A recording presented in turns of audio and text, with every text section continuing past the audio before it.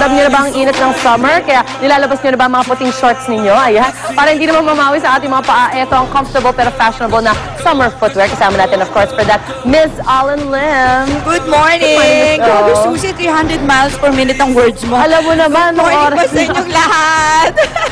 Miss, ano ba ito mga usong designs for girls and guys with regard to summer footwear ngayon? Okay, so summer, we all love talaga. At saka dyan, lumalabas lahat ng mga, espadrilles, mga raffia, lahat ng flats and all. But let me tell you what is uso, okay? What is uso for the men, okay, we have this espadrilles, di ba? And the boat shoes that they have. Oh, yes, boat shoes. We have here, of course, our models. If you can take a look, di ba uso kasi ngayon yung mga Sanuk style, okay, yung mga espadrilles. Okay, hindi naman ibig sabihin uso yung baliktad ng suot nyo, no? This is for the purpose of our demonstration only, okay? Akala ko parang the baguettes days are back if you wanna, if you wanna go for it, sige na rin, okay? So we have the different types of espadrilles. So you have like the gray ones, the blues that you can wear with anything, like your denims, your shorts. And then, of course, we go on to the next model. We have the boat shoes. And then, yung mas appealing for the summer, yung mga stripes. You have to be a little adventurous yata to wear something like that, no? Yeah. And bagay kasi yan for the beach mismo, no? So, magandang type. And then, now we go to the ladies, okay? For the ladies kasi ang nauuso, like what I'm wearing now is the cork. Di ba yung cork yung ilalim? Okay? Nice. And then, of course, we have the wedges. The wedges is also made of raffia, okay? And if you see the two models natin, okay? Espadrilles na ganitong color, which is like nudes, okay? And greens, okay? And then, meron tayo dun sa kabila, yung kagaya ng mga espadrilles pero may heels. Okay. Okay? So, yun yung ating kabilang model. So, baka yan, siya yun. Okay, magaling And of course, yung mga raffia. So, all of this you can wear with shorts, with dresses, with long skirts. Okay? Pwera yung mena, okay? So, baka yun din na isuot nila.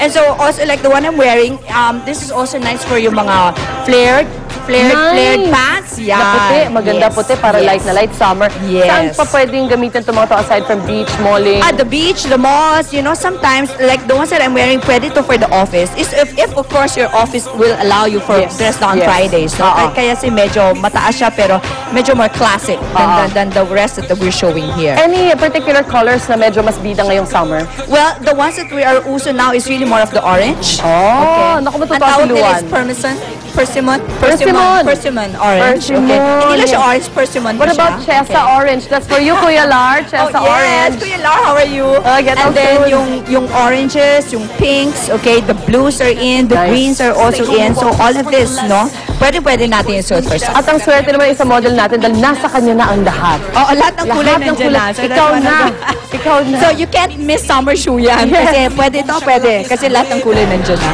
Sure na. Thank you so much, Miss O. Thank you also for having me. Nice to see you here. Enjoy your summer. Happy summer. Kayo din, of course, at maging in ngayon tag-init and wear these summer footwear. Komportable na kayo. Feeling fashionista pa. Nice. Bagets, magabalik pa unang ito.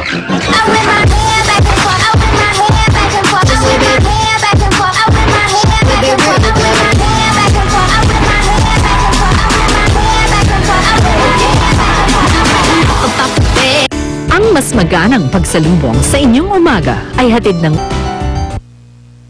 unang hirit, bisyong totoo ang unang hirit, ang saya-saya. Ngayong summer ay makabulahan ang school break ng inyong mga anak. Dahil bukod sa mga workshop na magpapa-improve ng kanilang talent, ay pwede rin silang sumali sa mga summer camp na hatid ay dagdag kaalaman. Tulad na lang ng isang Astro Summer Camp for teens and kids. Kasi alam natin pagka summer, ang mga bata wala namang ibang gagawin kundi mag-swimming lang o kaya nasa bahay lang. So naisip namin na magkaroon ng Astro Camp ngayong summer. Sa mga scientist wannabe, patok ito.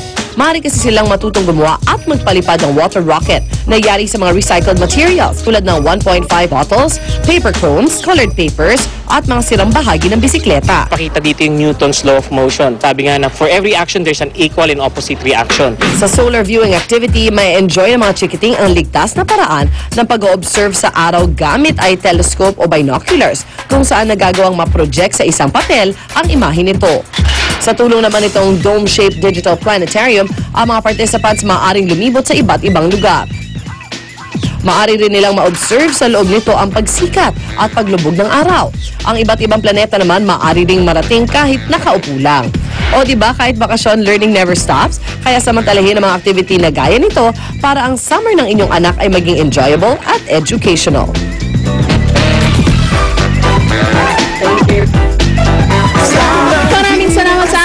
sponsors. Ultra Mega Supermarket. Unang hirit, Free, stay up late, we don't sleep. Got our friends, got the night. Get well soon, Kuya Lar. Hi, Kuya Lar. Hi, Kuya Lar. Hi pala. Okay. Ganun ta, tingin tita. Hi, Korean friend. Ano ba yan? Kita bukas dito lang sa Unang hirit! So let's go, we got the club light. And all the Ang programang ito ay inhatid sa inyo ng Mercury Drug. Gising 24 oras sa mga piling lugar. Mercury Drug, tumutulong para sa kalusugan ng bayan. Sa Mercury Drug, nakasisigurong gamot ay laging bago.